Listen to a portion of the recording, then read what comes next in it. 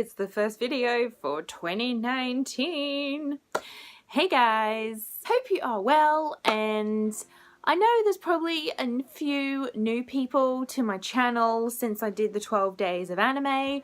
Guess I'll just give a brief rundown. Hi there, my name is Lita, and I am a blogger, consider myself more of a casual YouTuber, and I'm crazy about all the anime. I'm a part of a group called Owls, though I'm taking a little mini break right now. For one of my only one goal for the channel for 2019 was to talk about a lot more manga. I wanted to do a first impressions of a manga I started just a few days ago. I only read volume 1, but funny story of how I ended up reading it, because I was scrolling through Amazon, because I got this funny relationship when it comes to like versus physical buying digital manga, because you know, like to me, when you buy digital manga, it's like you're buying a piece of digital data.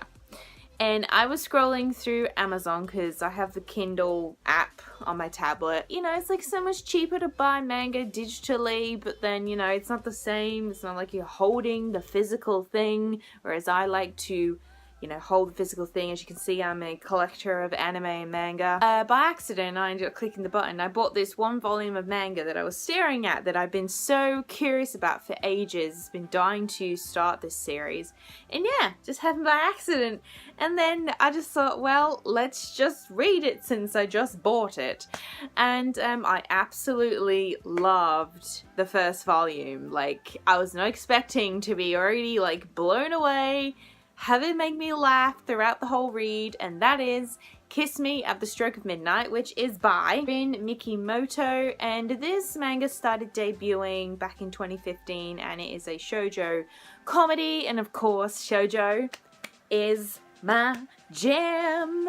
Anything to do with manga, 100% I will always read shoujo, but I'm trying to expand my horizons definitely this year on that. If you recommend me reading a shoujo title, the likelihood of me reading it is 100%. Kiss Me at the Stroke of Midnight I first heard about through a YouTuber named Shay Geeks Out, and she talked about how weird it could get, this rom-com of a shoujo. And I was so curious, and the story follows a high schooler named Hinana, and she just follows her daily set schedule of a life, you know, gets up, does all her morning chores, then goes to school. Pretty much her life is boring. There's nothing exciting going on. And, you know, she's like the, you know, very smart student. Everyone, you know, thinks she's all a perfect A student. But underneath, she romanticizes about having a fairy tale romance. She loves like reading shoujo manga and stuff, and underneath, yes, she wants a fairy tale romance with her like celebrity crush or whatever. And of course, who comes along is a well-known actor, and his name is Kaede, and he comes to shoot at her school, and the two end up meeting by accident over a pair of shoes, which is quite hilarious when I was reading the first volume. And from there, everything gets a little bit weird of how the two end up meeting up again from there, and how they end up just being in each other's lives. And I absolutely loved this first volume. It had me hooked on the story. I love the weirdness that we have Kaede, who has a butt fetish, which is absolutely hilarious. He's got an obsession, doesn't matter if it's women's actual butts or like figurines, mannequin dolls. He's just like, it's so comedic in the detail the author's gone into to say, oh yes, this is the beautiful plum bum. And then like Hinana's reactions are so hilarious. She's like, what?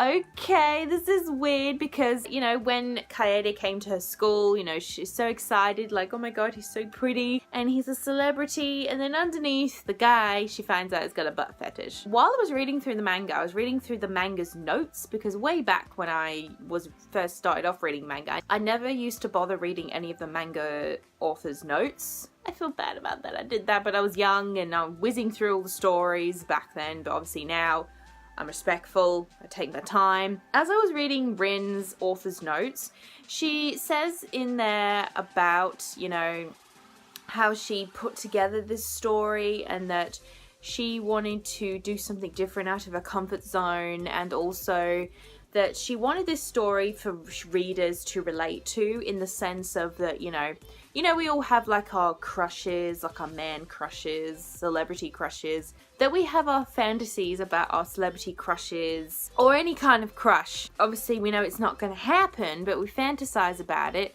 And it's put on a wacky spin in regards to Hinata finding out that this, you know, cute Kaede underneath is like a bit of a weirdo. He is. I loved reading these little thoughts the author had put into the book. You know, wanting it to be, you know, not the typical shoujo rom-com. You know, I was thinking, you know, if this was celebrity crush day was Hugh Jackman and he just randomly says, we're having an intimate moment, he's like, oh yeah, I got a butt fetish, like, that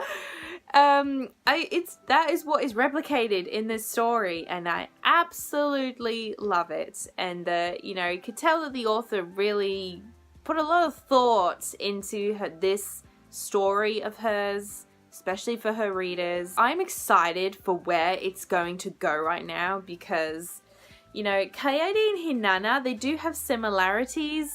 They do that, you know, they both like an romance to an extent. The two have this weird chemistry together, this odd chemistry that somehow works, and Hinata's random outburst towards Kaede's odd behavior is hysterical. It's a great element to the story and their growing relationship. And I actually do like Hinata as the protagonist as well. I know she's like, you know, a bit cookie cutter, but at the start I thought that, but as I read through the volume, you know, her character began to pique my interest. It did, you know, how she romanticizes about, you know, fairy tale romances and stuff.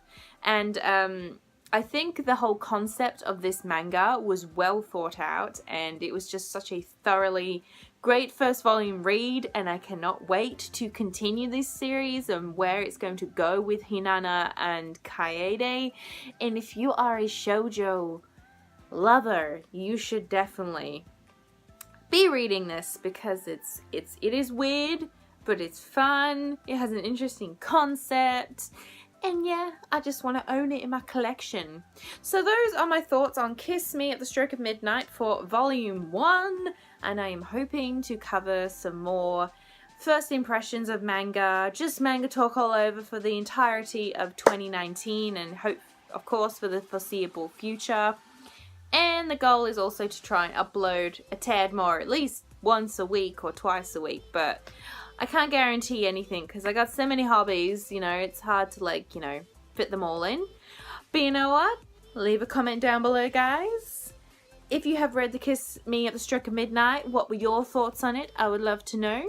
Hope you enjoyed this first impressions video, and all the linky links are down below. And I will see you all in my next video. Bye bye for now.